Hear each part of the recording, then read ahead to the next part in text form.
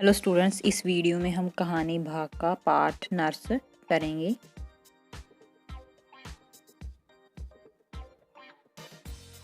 कला प्रकाश द्वारा रचित नर्स एक श्रेष्ठ कहानी है।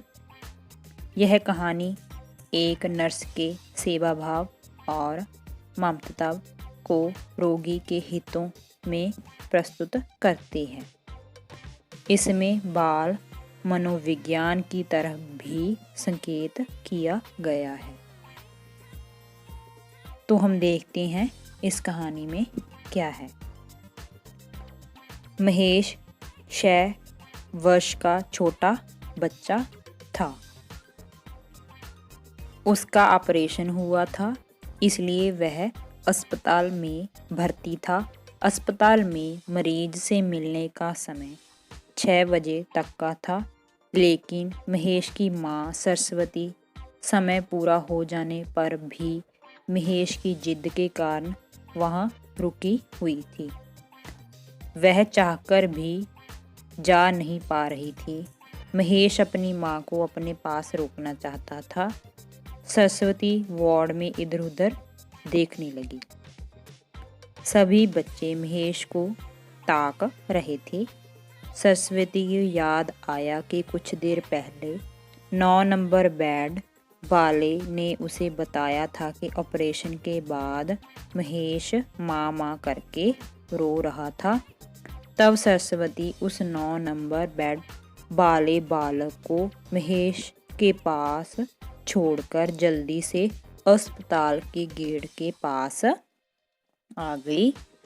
उसकी आंखों से आंसू छल छला रहे थे। वार्ड में 9 नंबर वाला बच्चा महेश को समझा रहा था, किंतु महेश कुछ सुनने को तैयार नहीं था। वह तो बस माँ की रट लगाए हुए था।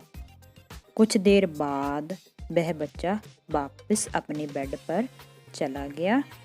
थोड़ी देर बाद चारों ओर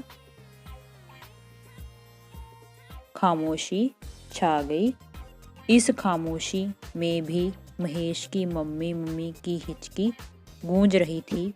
7 बजे मरिंडा और मांजरेकर नाम की 2 नर्सें वार्ड में आईं।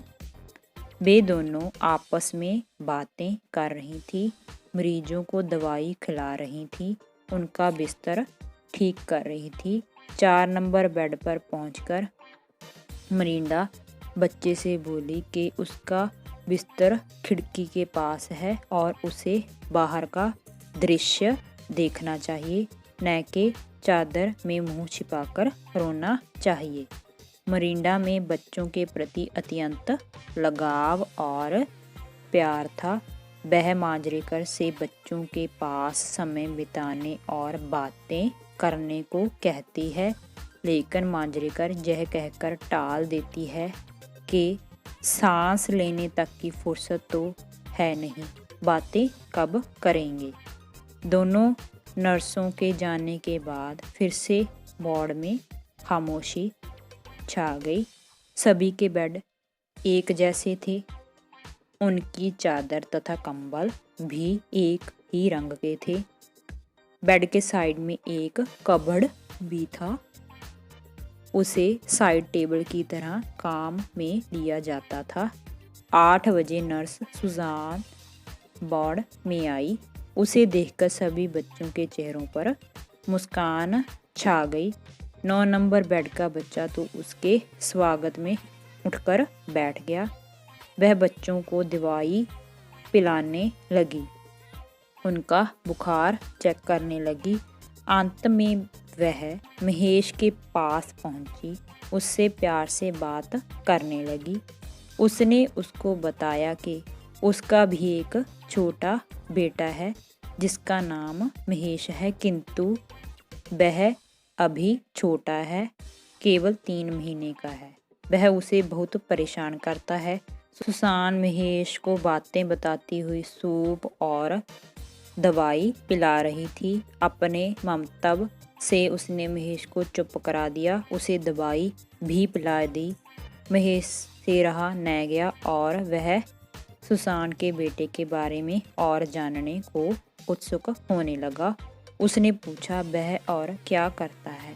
सुसान ने कहा, वह अभी बोल नहीं सकता लेकिन अंगू अंगू गूंगू आदि स्वर निकालता रहता है।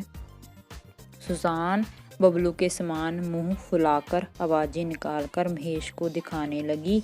महेश हंस पड़ा। सुसान ने महेश को कहा, अब उसे जाना है, जब जरूरत हो वह उसे बुला सकता है। दूसरे दिन जब सरस्वती महेश से मिलने अस्पताल आई तो वह बहुत विचलित थी कि उसका बेटा कैसा होगा। मम्मी को देखते ही महेश ने उसे गले से लगा लिया। उसने माँ से अपनी बहन मोना के बारे में पूछा, क्या वह उसके आने पर रो रही थी? माँ ने उसे बताया, नहीं, वह मोना को राजू के पास छोड़कर आई है।